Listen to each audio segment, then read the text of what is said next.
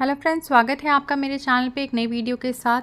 तो आज मैं रोज़ पे कुछ केयर टिप्स आपसे शेयर करने वाली हूँ। तो गुलाब हर किसी को पसंद होता है, सब लोग चाहते हैं कि अपने यहाँ प्लांट ग्रो करें और उसे ढेर सारे फूल ले। तो आज मैं आपसे कुछ ऐसी ही छोटे छोटे केयर टिप्स शेयर करने वाली हूँ जिसको अगर आप ध्यान में रखेंगे तो आपका प्लांट बहुत ही अच्छा ग्रो करेगा और आप उससे अच्छे फ्लावर्स भी ले सकते हैं। तो वीडियो पूरा देखिएगा तो आपको सारी जानकारी इसमें मिल जाएगी। और वीडियो अच्छा लगने पे लाइक और शेयर ज़रूर कीजिएगा और चैनल पे नए आए हैं तो सब्सक्राइब भी कर दीजिएगा। तो आप मेरे रोज़ के प्लांट्स देख रहे हैं, अभी सब में बहुत ही अच्छी फ्लावरिंग हो रही है। ये देखिए मिनिएचर वैरायटी की रोजेज़ है, बहुत ही अच्छी फ्लावरिंग भी हो रही है और बहुत सारी कलियाँ भी आई हुई हैं जो कि आगे बहुत सारे फूल मिलने वाले हैं। और हमारे यहाँ अभी टेम्परेचर भी बहुत ज़्यादा हो गया है, लगभग 30 क्रॉस हो चुका है। तो गर्मियाँ भी काफ़ी पड़ रही हैं जिसके कारण धूप से कुछ फ्लावर्स जो है वो जल्दी ख़राब हो जा रहे हैं। सबसे पहली बात ध्यान में रखिएगा कि जो कुछ रोज़ेज़ की वैरायटी होती है वो बहुत हैवी ब्लूमिंग करती है, तो आपके पास वो वैरायटी है तो ज़्यादा फूल आएंगे, नहीं तो कम आएंगे। तो दूसरी बात ये देखिए, मेरे जो ये फ्लावर देख रहे हैं आप, इस तरह से ये स्पेंट हो गए हैं। तो जब भी आप नर्सरी से लाते हैं प्लांट, हो सकता है उसमें एक फ्लावर हो या ऐसे भी खिले हो, तो बहुत बार हम उससे ऐसे ही छोड़ देते हैं। लेकिन जैसे ही फ्लावर स्पेंट हो जाए तो हमें उन्हें कट कर देना है और कट करने के बाद कट पोर्शन पे आपको इस तरह से फंगीसाइड लगा देना है जिससे कि प्लांट में किसी तरह की फंगस ना घुसे। और देखिए नीचे में ये जो छोटे छोटे से प्लांट्स दिख रहे हैं, इनकी ग्रोथ को उस फ्लावर जो स्पेंट फ्लावर था उसने रोक रखा था। तो अब जब मैंने उसको कट करके हटा दिया है तो अब वहाँ से अच्छी ग्रोथ निकल के आएगी।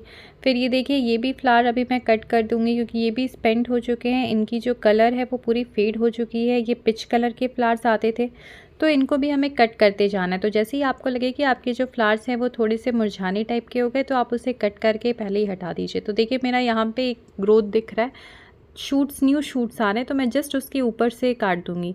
तो बहुत बार ऐसा कहते हैं वीडियोस में, आपने देखा होगा कि 3 पत्ते छोड़कर या जहाँ से 5 पत्ते आ रहे हैं वहाँ से कट करना है। तो मैं देखिए वहाँ से कट करती हूँ जहाँ से मुझे न्यू शूट्स दिख रहे हो, या फिर मैं 2-3 पत्ते हटाकर फिर उसके नीचे से कट कर देती हूँ। तो देखिए अब ये फ्लावर हमने कट कर दिया तो वहाँ से जो शूट आ रही थी वो बहुत ही तेज़ी से ग्रो करेगा। और इसी तरह मैं दूसरा वाला भी फ्लावर जो है इसको कट करके हटा दूंगी। और आप ये ध्यान में रखिएगा कि जैसे ही आप प्लांट को कट करते हैं तो उसमें फंगीसाइड ज़रूर लगाएं। तीसरी चीज़ आपको जो ध्यान में रखनी है वो है ब्लाइंड शूट्स। जैसे यहाँ पे देखिए आपको आगे ऊपर में कोई ग्रोथ नहीं दिख रही है, वो लास्ट एंड हो जाता है, उसके आगे आपको ग्रोथ नहीं दिखती है। तो अब देखिए उसको भी आपको कट करके हटा देना है तो नीचे से फिर न्यू ग्रोथ आएगी। तो इस तरह से देखिए एक और प्लांट यहाँ पे मैं दिखा रही हूँ, इसमें भी देखिए ऊपर से हम कट करेंगे तो नीचे से फिर न्यू ब्रांचेस आएंगी, क्योंकि वो जो शूट्स होते हैं वो फ्लावरिंग भी नहीं करते हैं और एनर्जी प्लांट्स की वहीं पे रोक देते हैं। और फिर देखिए नेक्स्ट है, चौथा चीज़ है सॉइल।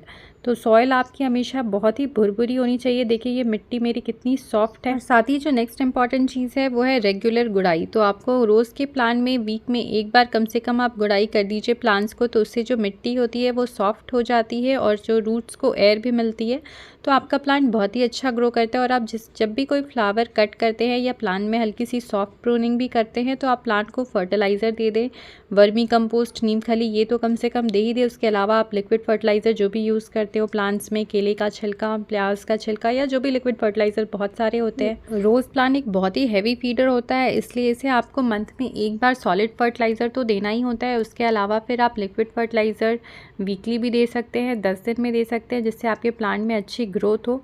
फिर देखिए नेक्स्ट है कि आपको इसमें कोई भी वीड्स नहीं रहने देना है। आप जो इसकी मिट्टी है उसको पूरा साफ़ रखें। जैसे इस तरह से फूल हो जो स्पेंट होके गिरते रहते हैं, पत्तियां सूख कर गिरती हैं, क्योंकि इसमें फंगस बहुत जल्दी लगता है इस प्लांट में।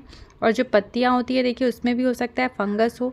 और जितने भी प्लांट्स पे आपको पीले पत्ते दिखते हैं उन पत्तों को भी आप रिमूव करते रहें। रोज़ प्लांट्स को साफ़ सफाई बहुत ही पसंद है, मिट्टी में भी और अपने प्लांट पे भी। कोई भी अगर येलो पत्ती दिखे या फंगस वाली पत्ती दिखे, जैसे देखिए ये येलो पत्ती है, इसमें ब्राउन ब्राउन सी ऐसे जो है इस टाइप से दाग हो जाते हैं, इन पत्तों को आप रिमूव करते रहे। हो सकता है ये फंगस लगे हो पत्तों में, इसलिए इनको रिमूव करना ज़रूरी है। इससे प्लांट्स अच्छे भी दिखते हैं और हेल्दी भी रहते हैं।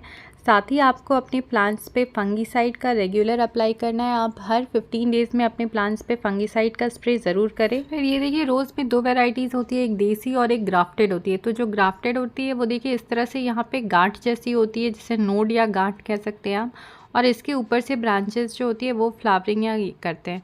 तो अगर इसके नीचे से कोई भी ब्रांच निकल रही है तो वो सकर ब्रांच होती है, जंगली ब्रांच होती है जिस पे कि ग्राफ्ट किया हुआ होता है, तो वो फ्लावरिंग नहीं करती है। तो आपको उसे रिमूव कर देना है प्लांट से और वहाँ पे फंगीसाइड लगा देना है, क्योंकि वो प्लांट की एनर्जी लेते हैं, बहुत ही जल्दी ग्रोथ करते हैं। तो जैसे अगर आपको पता नहीं चल रहा है तो आप ये देख सकते हैं कि जो भी स्टेम जो आपके नॉर्मल प्लांट से ज़्यादा जल्दी ऊपर की तरफ ग्रो कर रहे हैं वो आपके सकर ब्रांच है, और आप उसे फिर हटा सकते हैं। जब वो थोड़े बड़े हो जाएं तो भी हटा सकते हैं। तो सकर ब्रांच को हटाना बहुत ही ज़रूरी है आपके प्लांट के अच्छे ग्रोथ के लिए, तो ये भी चीज़ आपको ध्यान रखना है ग्राफ्टेड पे।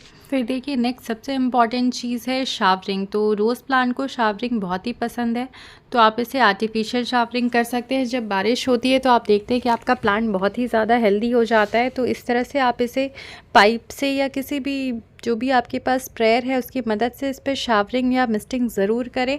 और गर्मी के दिनों में तो आप इसे सुबह और शाम दोनों टाइम मिस्टिंग करें, ताकि आपका प्लांट बहुत ही हेल्दी रहेगा, पत्तियां भी साफ़ रहेंगी, तो प्लांट अपना जो खाना है वो अच्छे से बना पाएगा और ज़्यादा अच्छी ग्रोथ लेगा।